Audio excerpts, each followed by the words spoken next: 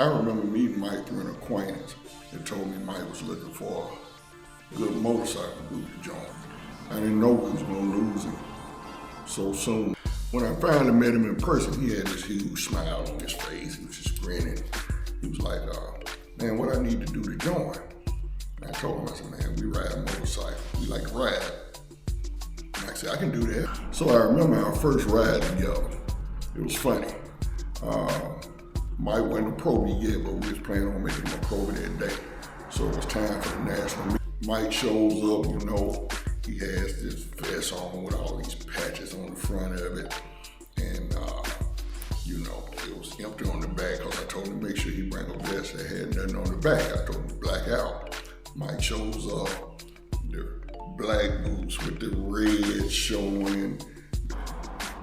So, you know, we say our prayer, we jump on the motorcycles and we ride. We get on down to our second bike stop, which was at the truck stop right there in West Point, Mississippi, the Love's truck stop. So, you know, we get off the bikes. Turnpike looks at me and he said, man, you ain't gonna tell that man to cut all them patches off the front of his vest? I said, what fun? Miss all the fun? Turnpike looked at me and said, Doodirty, you know you dirty. I said, boy, you ain't gonna want to miss this fun. So I asked Mike, I said, Mike, what they call you? Oh, they call me Magic Mike. I said, okay, Magic Mike.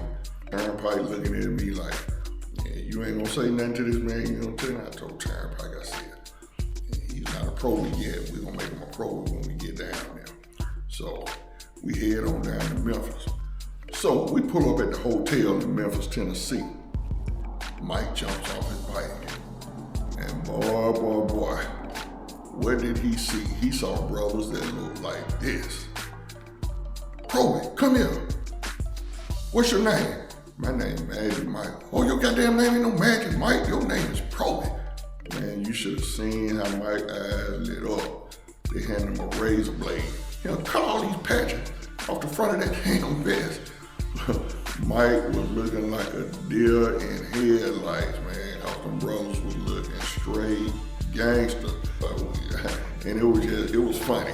Every time we would go somewhere on the motorcycle, I would rag Mike as soon as he get off the bike. You ain't riding close enough. You ain't in formation. I mean, it was always something I had to ride him about. And not because he was necessarily doing it wrong, it was just because he was a pro.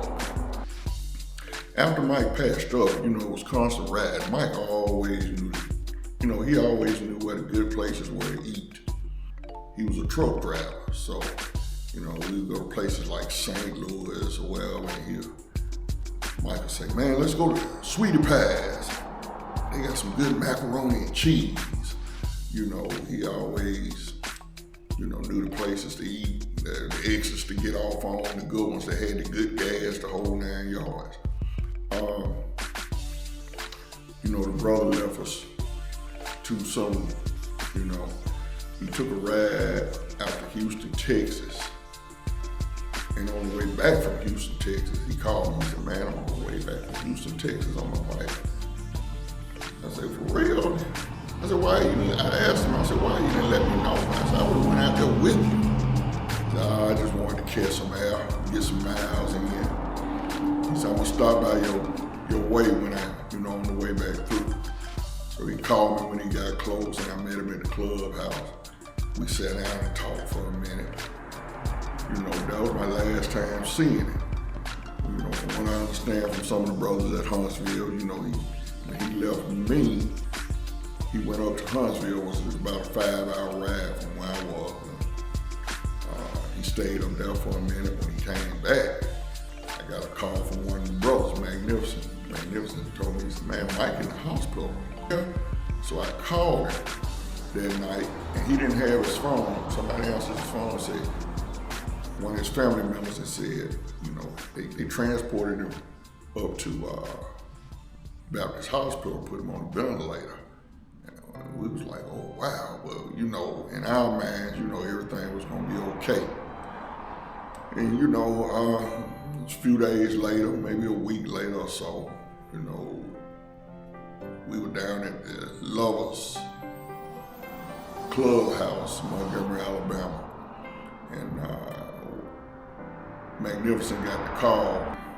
Magnificent got the call, came back inside the clubhouse, got us all together, and he said, man, Mike passed. Everyone is out there, you know, that has a fallen brother, whether it was due to COVID, motorcycle wreck, instant death, you know, it doesn't matter if you're in a social club, ride motorcycles, fraternity, sorority, you know, drop that person's picture, you know, and say something about them in the comments, you know, recognize them. How do you do there? Jackson Head Hunter. They someone having a good time. Jackson Head Hunter. Let's slow poke and Magnificent over there at home. Jackson Head Hunter, look here. These boys grubbing out. We right here in St. Louis, Missouri, at the world famous Sweetie Pies. Let's see, what you got on your plate now? Out of sight. Fish, man. He got the fish. He got the string beans and macaroni and cheese. What you eating over there out of sight? Magnificent. I had some pork chop. Oh, my bad. That's out of sight right there. Magnificent. Yeah, Magnificent said he had pork chop. We up in here in Sweetie Pie. Why you ain't taking another shirt, man? Huh? Man, yesterday cost him. We got Slowpoke right there. Slowpoke enjoying his dinner. I had the famous mac and cheese. It's gone now, though. Yeah. We was here in the house. Jackson, Alabama. Head Hunters. Right over there. Sweetie Pies. There go the picture right there. We're Sweetie Pie. Just chilling out. Yeah, the food is all there. So, just like they say when you're watching the TV episode, it's pretty good. Peace out.